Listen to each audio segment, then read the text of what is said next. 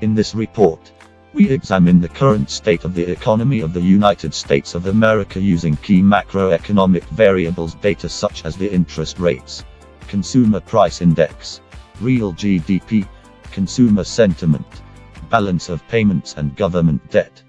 Economic theories such as the intertemporal model, Mundell-Fleming model, as well as the country's exchange rate regime are used as part of the research.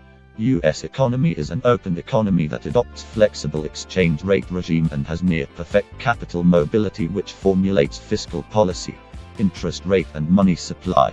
In Q4 2017, U.S. economy produced a real GDP of $17.273 trillion, a growth rate of 2.6% as compared to Q3. Unemployment rate stood at 4.1%, and interest rate is at 1.5%. Inflation was at 1.7%, down from 2.1% in 2016, due to declining prices in oil.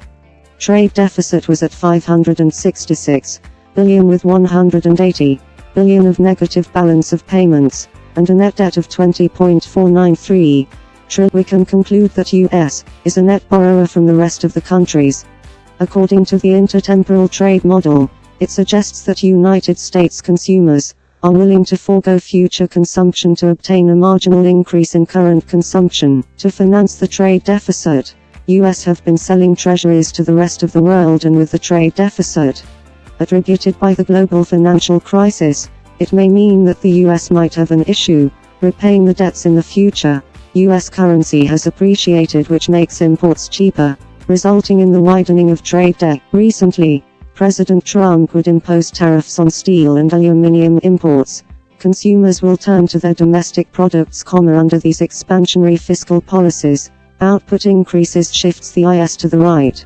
Interest rate increases as well, appreciating the domestic currency, resulting in the decrease in net exports, and thus the IS curve shift back to the left.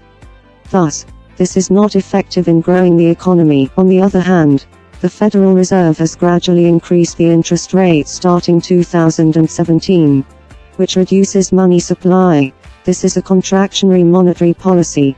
GDP decreases and domestic currency rise, resulting in the fall of net exports, causing the economy to shrink even further.